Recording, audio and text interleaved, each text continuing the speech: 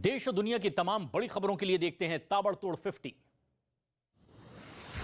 गणतंत्र दिवस पर देश को मिली पहली स्वदेशी नेजल वैक्सीन। स्वास्थ्य मंत्री मनसुख मांडविया और केंद्रीय मंत्री जितेंद्र सिंह ने किया लॉन्च। भारत बायोटेक ने बनाई ये वैक्सीन।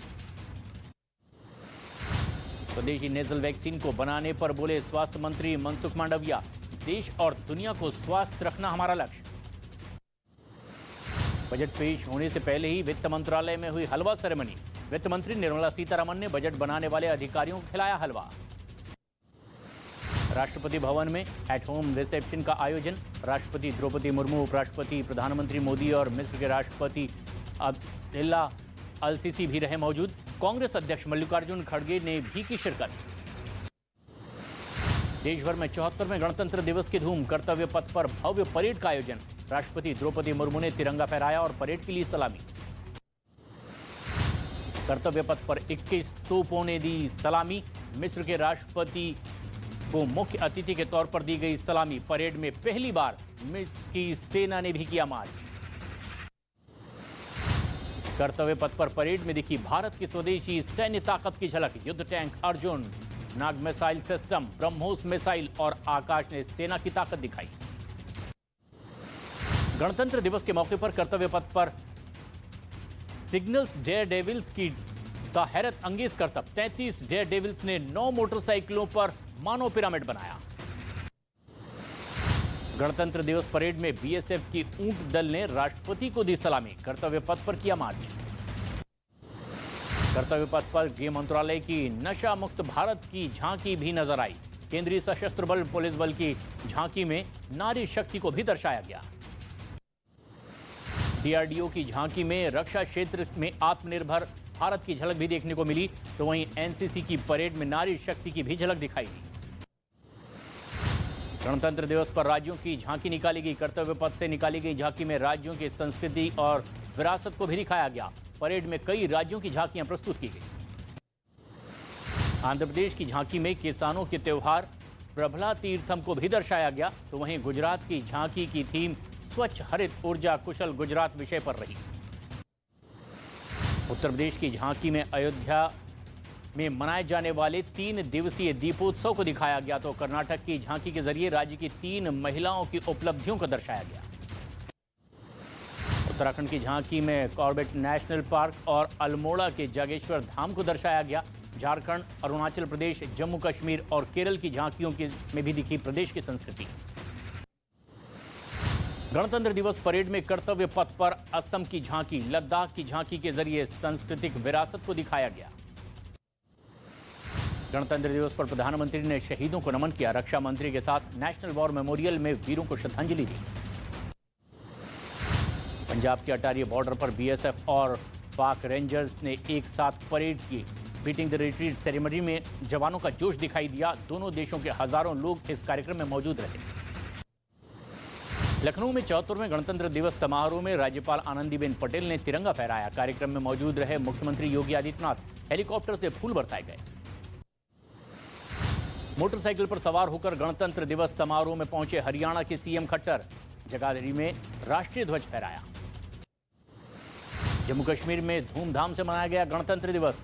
श्रीनगर में लाल चौक पर तिरंगा फहराया गया। श्रीनगर में लाल चौक पर एबीवीपी ने तिरंगा यात्रा निकाली। भारत माता और वंदे मातरम के जयकारे भी लगाए गए।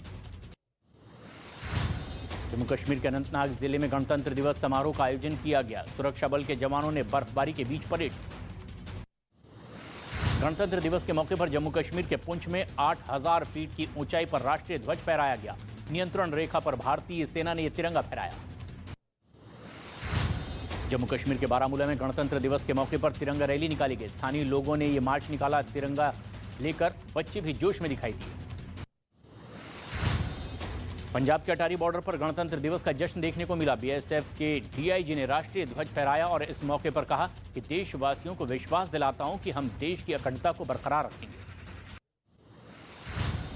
जम्मू में गणतंत्र दिवस के मौके पर सीमा सुरक्षा बल और पाकिस्तान रेंजर्स ने एक दूसरे को मिठाइयां बांटी। सीमा पर जश्न मनाने की तस्वीरें भी सामने आई।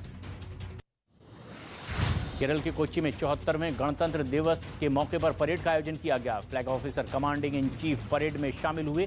Vice admiral MA. हम्पी ने भी शिरकत की।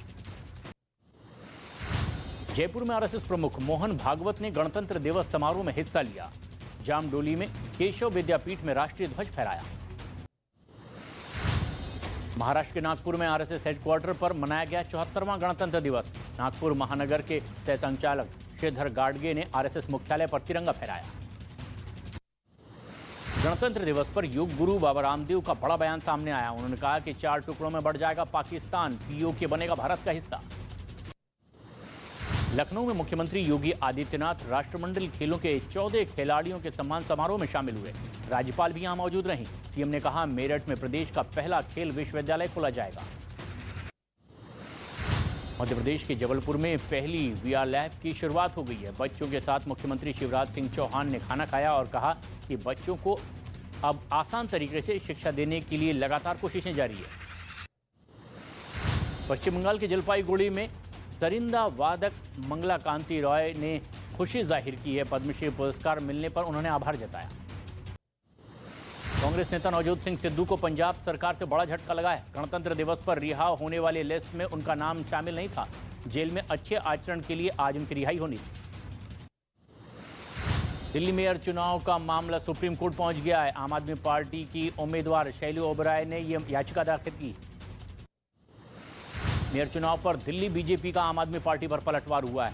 उन्होंने जनता को गुमराह करने का आरोप लगाया है। पूछा, बहुमत होने के बावजूद क्यों चुन रहे हैं मेयर। हिमाचल प्रदेश के मनाली में बर्फबारी के बीच में पर्यटकों के बीच मारपीट का भी नजारा सामने आया। वाहनों को आगे बढ़ाने की वजह से ये विवाद हुआ और लोगों ने जानबूझकर इस विवाद को आगे बढ़ाया, फिर लोगों ने इसे सुलझाया। बिहार के बेगूसराय में डीजे पर डांस करते वक्त लड़के ने फायरिंग कर दी। वीडियो वायरल होने के बाद हरकत में आई पुलिस। आरोपी को जल्द गिरफ्तार करने का दावा किया गया।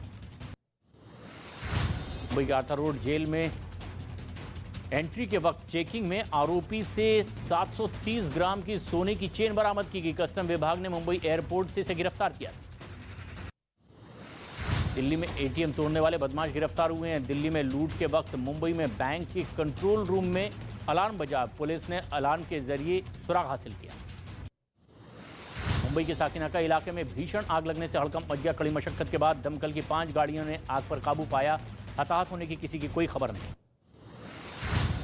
महाराष्ट्र के परभणी में दर्दनाक हादसे में घायल हुए 4 लड़के। मोटरसाइकिल ड्राइव करते वक्त रील बनाने की वजह से बिगड़ा था संतुलन।